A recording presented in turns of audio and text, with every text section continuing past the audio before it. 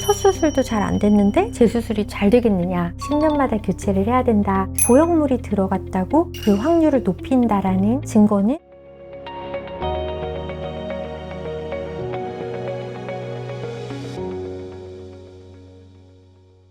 안녕하세요. 상외과 전문의 의학박사 아틀리에 성형외과 원장 고주영입니다.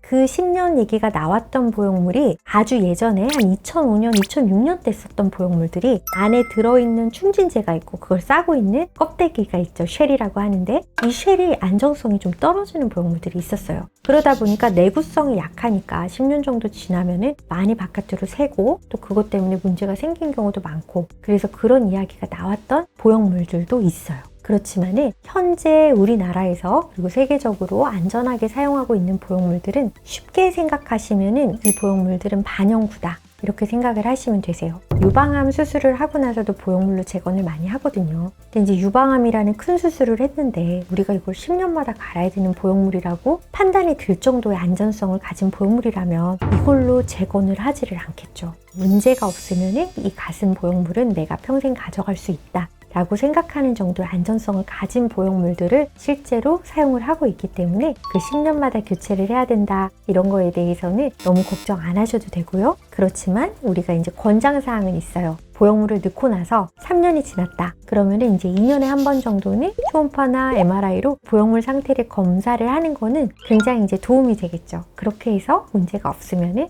계속해서 가져갈 수 있다. 이렇게 생각을 하시면 좋을 것 같아요.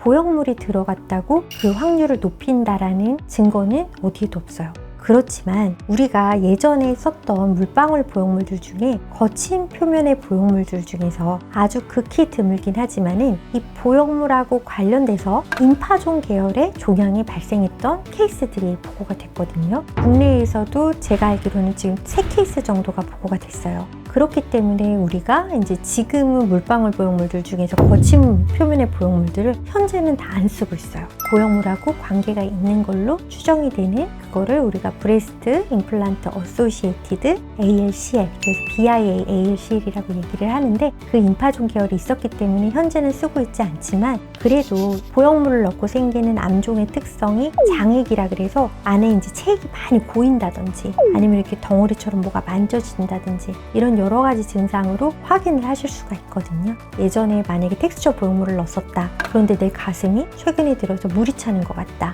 아니면 덩어리가 만져지는 것 같다. 이렇다고 하실 때는 꼭 병원에 오셔서 검사를 받으시는 게 필요하실 수 있습니다.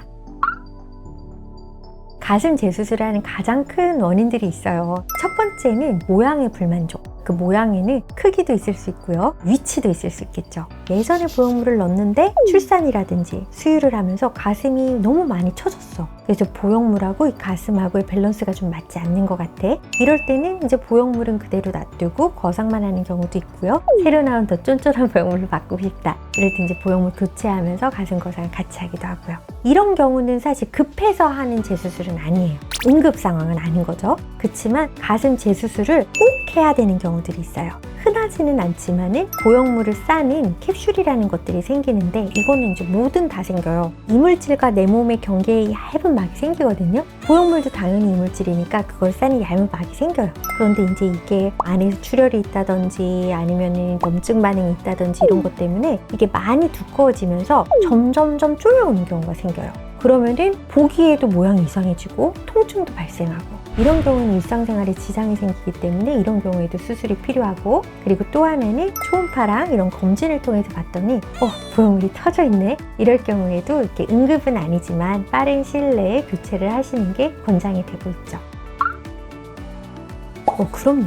구형 구축이 임상적으로 어떤 의미가 있는 경우에 있어서 일상생활에 영향을 준다든지 아니 미용적으로 내가 예쁘려고 그랬는데 안 예쁘다든지 이런 경우가 아니라고 하면은 사실 꼭 하실 필요는 없는 거죠. 그러니까 내가 보기에 괜찮고 내가 불편한 게 없어. 그런데 조금 이제 좀 단단한 느낌이 좀 들어. 그렇기는 하지만은 괜찮은 것 같아. 그럼 할 필요는 없어요.